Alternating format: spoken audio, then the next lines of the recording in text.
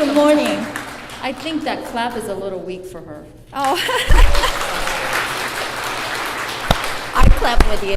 Thank you very much, Janie, and I really appreciate all the members actually of COIN, because I was a former COIN member and I met all these ladies so many years ago and their mentor, and thank you very much for setting up these, and I'm very much honored to be here because you are the future leaders of Korean American community and mainstream of America. Let me tell you just one thing. How many people know about BOE here, Board of Equalization? Okay, we equalize something, right? Most of people think that, oh, you know what?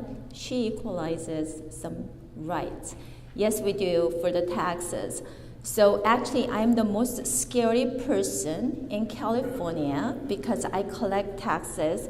If you don't know, ask your mom and your dad, because they heard my name and they know, oh my God, she's the most scary person because she collects taxes.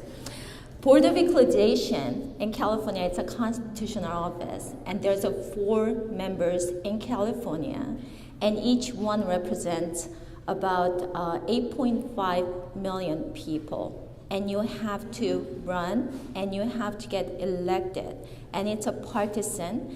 And Ann was talking about that, somebody was working for Barack Obama, and it's very proud of things, and it's very much Democrat, and I'm very much hardcore Republican and proud Republican. So you have to think about that, what's better for you and how they're gonna help you. Then you're gonna decide later on that you're gonna become Republican or Democrats. We actually collected about 27 fees and taxes last year, but Democrats created 2 more taxes last year. So now we collect about 29 taxes and fees, and we are the tax court. So when you have a problem with any tax agencies, then you come to the board, and we are the one actually give you the final decision that who's right and who's wrong. Let me tell you just a little bit about myself. I was born in Korea and I was raised in Japan, and I came here to go to college. So I went to Pepperdine and USC, but I speak Korean as my first language and Japanese my second, English my third. And my dream when I was growing up in Asia, my dream was I wanted to be a housewife, because my mother was working since I was 2. So I always wanted somebody stays home and watching over the kids. Only 2 things changed my mind because LA riot. When LA riot happened, I know most of you, before you were born, actually Koreans were victimized twice at that point, because they were victimized by thugs that they were stealing, and they were burning all of what they were earning there. But by media came out and they said how aggressive these Korean Americans were. Nobody really speak out for them. Second generations came out and they were talking about, first generations were in wrong place at wrong time. That was totally wrong. So I decided to come out because I want to be a bridge between first and second generations. That's the reason I came out. But this Board of Equalization was really different. I wanted to run because my mother was harassed by this tax agency. My mother was a teacher all her life in Korea and Japan. And then she came here and she opened up the clothing shop, and she was working 7 days a week. And then she wanted to move on to sandwich shop. That's 5 days working. So her inventory went down. And after she closed down, about 3 months later, Board of Equalization hit her with extra taxes. First generations, what you do without speaking English, she decided to pay for it because she didn't know how to fight against this big government agency. So she paid the taxes and penalty and interest on the top of it. That's the reason I decided to run for this position for taxpayers. And I'm very, very happy about that. And COIN was asking me that what is the best moment that I had while I was working as a BOE member. There's one grandmother. I saw Korean name that they really hit me, so we tried to help these Korean Americans. And a lot of first generations, they lend their name and their social security number to their friends to open up the clothing shop. Any shops. So this grandmother, actually her best friend, tried to open up the restaurant. So that owner of the restaurant didn't have good credit. So this grandmother gave him her name and plus her social security number to use to open up the restaurant. And he couldn't keep up the restaurant, so guess what happened? He closed down, he ran away. So Board of Acquisition was going after this grandmother. So we called her, tried to help this grandmother, and grandmother said, no, you know what, I really don't have anybody to help. And if you can cut those taxes, it was my fault to give them my name, so I can pay for some amount of taxes. So we negotiated, reduced about half of it, and then on the day of the board hearing, we 5 people sitting on the dais, and taxpayers comes in one side, and attorneys comes in, tax agency's attorney comes in the other side. I saw grandmother was sitting right up front, and I said, oh my God, I guess she couldn't pay for this. But there's a Brown Act, 5 members, 4 board members and controller, 5 members were sitting at the dais. You cannot talk to more than 1 person. So I grabbed one Democrat, and she was second generation Chinese American, and I said, you know what, can't you see there's grandmother sitting there? And she said, yeah. She owes some taxes, but it's not her. Her friends owes taxes. Can you help me if I make a motion? Can you second that?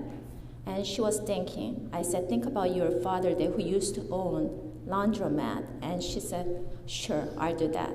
So I thought that one of the Republican is my vote, and then one Democrat seconds it. So I said, oh my God, I got 3 votes, and I can make sure that this Harmony doesn't have to pay taxes.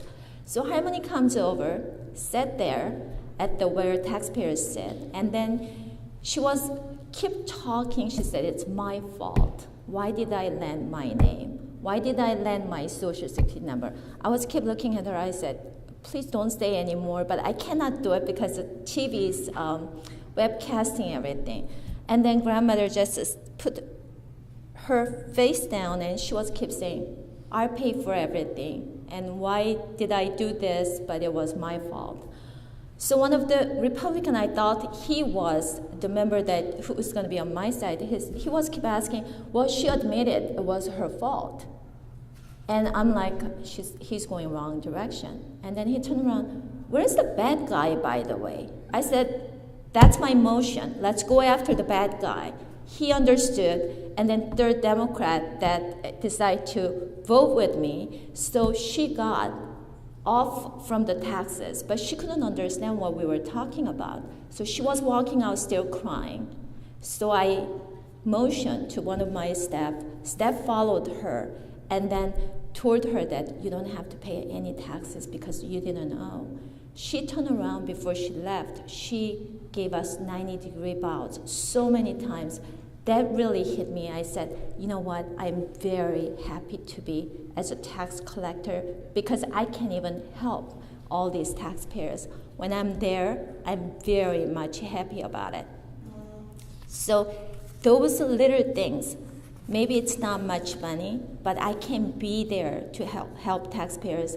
That's a great thing. And it actually makes me more to work harder because when you are there, you can help. They feel so small when they see attorneys sitting on one side and taxpayers comes on the other side.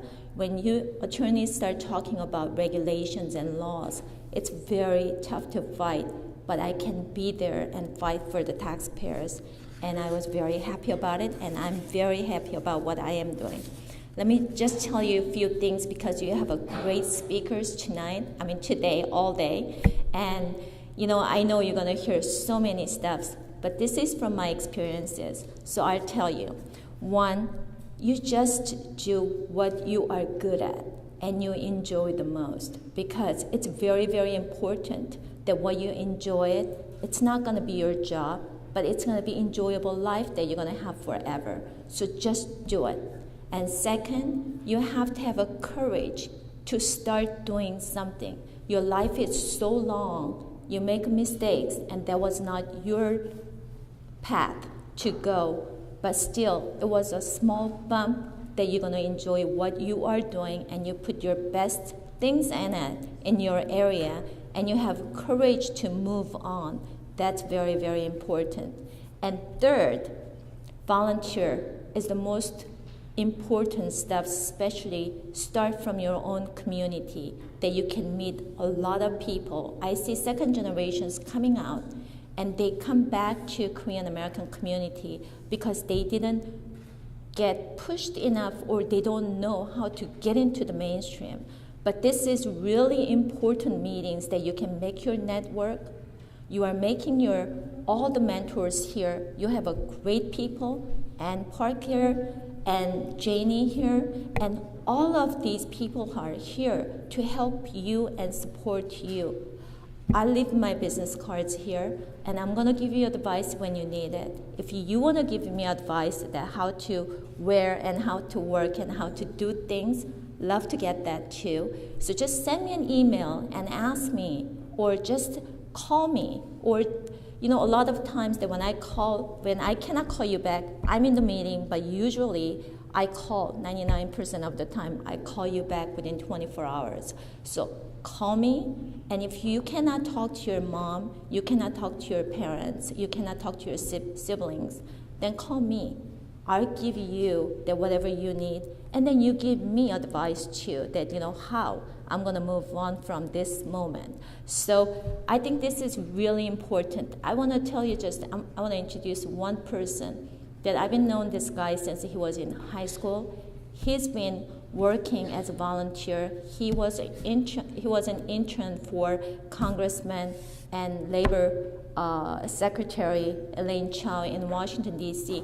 Now he is a city council member from La Palma. He really all in. He did all in too. Whatever he wanted to do, that was politics. So last November he won, and he came in number 1 over incumbent. That means really big thing. He's only 29. Peter Kim, he's my assistant, but before that, he's a city councilman from La Palma. So I introduced him right there, Peter Kim. And thank you very much. Get all of speakers' telephone numbers and email addresses. That's very, very important. And it's going to be great for your future use. And thank you for inviting me today.